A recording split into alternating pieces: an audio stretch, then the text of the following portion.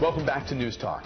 You probably know that looking good and feeling good requires proper exercise. It requires eating right. And then you've got to take care of your body. You've got to get enough sleep and other healthy habits. But many of us struggle when it comes to food. Not eating enough of the right things, eating too many of the wrong things, and in some cases, not knowing which is which. Well, today in our Friday Focus on You, some personal advice from personal trainer and columnist Joseph Brandenburg. He's with True 180 Fitness in the district. Welcome back. Good to have you here. Good to be back. We're calling this segment, Can I Eat That? And we've chosen 7 foods or food groups, and you're going to tell us whether we should eat them all the time, so like always, sometimes, like occasionally, or never. Ideally, these are things you would avoid to the maximum extent possible. I have the list, and you have not seen it, right? You have no idea what. I'm totally in the dark. I'm a little nervous. All right, here we go. Category 1, and this is a favorite for many, potatoes. Can I eat potatoes? We all love our mashed potatoes, our French fries. You can include sweet potatoes if you want. Can I eat potatoes if I want to look good and feel good? So let's say, I'm going to call that sometimes, and it sort of depends on who you are. So if you are like a lean person who is extremely physically active, then they go into like a legitimate sometimes, you know, on days that you are more physically active, potatoes are probably fine. However, if you're someone with a weight problem and you have like a sedentary, desk job, that's not something that you should be eating. Are there potatoes, in terms of the preparation, are there types of potatoes that you like better than others? You know, like you've got your hash browns with a little oil or a lot, depending on who's in the kitchen. You've got your fries. You've got your mashed potatoes, where there's that opportunity to throw in all manner of extra things like the cream and the butter. So when it comes to potatoes, what ends up on your plate? Well, on my plate, I mean, I grew up as, I was the overweight kid, and I got made fun of all the time. So, my body does not really do very well with starch. So I very, very rarely eat them. With the occasional sort of, my guilty pleasure would be French fries. But that's definitely not something that I can eat on a regular basis, nor would I recommend anyone else to eat that on a regular basis. So I guess sort of the plainest you can go with your potatoes, sort of plain and baked. When you start frying them and... Yeah, I meant to mention baked, and I didn't, so I'm glad you did. Item number 2 on Can I Eat That? We know the problem with sugar, and we know the problem with regular soda. If I want to look good and feel good, can diet soda be part of the mix? That goes on my never list. Interesting. So the theory about, diet soda is that because the sweetener is not digested by your body, that it's therefore inert, does nothing. It turns out that is not true, and it turns out that the microbes, so the microbiome that lives in your intestines, they digest the artificial sweeteners, especially the ones in diet soda, and it changes them in very significant ways, in ways that make them more efficient at extracting calories and also causing inflammation. So while sort of immediately we're not adding calories and we're not adding sugar, but over the long haul we are going to disrupt our body's ability to metabolize carbohydrates, period, and also push our bodies to gain more weight. So there is that desire to believe that diet soda gives us the fun, the fizz, some of the flavor, etc. of regular cola without the downside, the chemicals, the sugar, and all the rest of it. I'm hearing you say, and you said it right at the outset, that diet soda, if you want to feel good and look good, goes in the never category. Yeah, I mean, it's one of those things, it's too good to be true. Item 3, under Can I Eat That? Bread. Now, we've put up some bread here just as a photo, but there's all manner of great bread. So as you think about this, sometimes, always, never on bread. And there's a chain.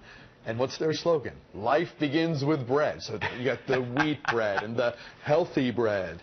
And, of course, you have the more white kind of stuff that we know is probably problematic from a nutrition standpoint. Where do you stand on bread? So on bread, we'll put that in the sometimes category, but when I say sometimes, it's more about, like with potatoes, it really depends on who you are. You're already lean and you are very active, you've never really had a problem with body fat, then your body is probably going to be okay with like a limited amount of bread or starch. unless of course you have like legitimate sort of gluten issue.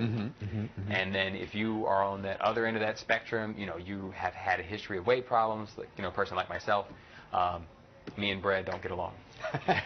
Can I eat that? Item number 4, question number 4 for you, Joseph Brandenburg. Rice. The photo here shows white rice. That's, for many, the most common. But there's brown rice, too. We're led to believe it's healthier. Sometimes the cooking method can make a difference in terms of the body's breakdown, the sugar hit, and all the rest of it. When you think of rice as something that we might put under the sort of main part of the meal, or maybe just by itself, always, sometimes, never. So let's say, instant rice, that would be a never. Instant rice is like the highly refined version of rice. So that would be on the never category. And then other rice, it's not instant. It would go in the same category as bread, and also with the potatoes. It really depends on who you are. If some people's bodies are just a lot better at processing carbohydrates versus other people's bodies, and also the more time you spend at a desk, like sort of the less that your body is going to need that or be able to do sort of productive things with that. Now let's say that I'm doing okay in terms of weight being under control. I mean, we all want to lose a couple extra, but if I'm basically doing all right, and I'm going to do it in moderation, and I'm going to try to keep the portions under control. It's interesting, you've said a couple times, if I've heard you right, that you would do these things, the sometimes foods, on the days you exercise. Is there a connection? Yeah, definitely. So on the days that you're going to be doing intense exercise, for at least 45 or 60 minutes, on those days, if you're an office worker, you have, your body stores carbohydrates in a form called glycogen. So you have depleted those stores significantly. So now you sort of made space in your fuel tank specifically for those carbohydrates. So those are the days that your body is sort of going to be the most productive with them. And so instead of them going to potentially your fat cells or your liver, they're going to go to your muscles. All right, 3 minutes left, 3 items left. I need to pick up the pace here. You're doing great. Can I eat that? Red meat, steak, burgers, the rest of it. Would you put that down as always, sometimes, or never? So I feel weird saying always, because it's like I don't need you to eat it for breakfast, lunch, and dinner, but it's definitely on like list of things that can be in your diet. I think red meat is something that's gotten a bad rap in the past couple of decades, but it's a great source of protein and sort of in a reasonable portion. It's fine. And the preparation can make a difference too, in terms of, are you throwing a heavy sauce, a rich sauce on top of it, high calorie? Absolutely. So lean, careful with preparation. Especially preferably grass-fed, yeah. Crackers.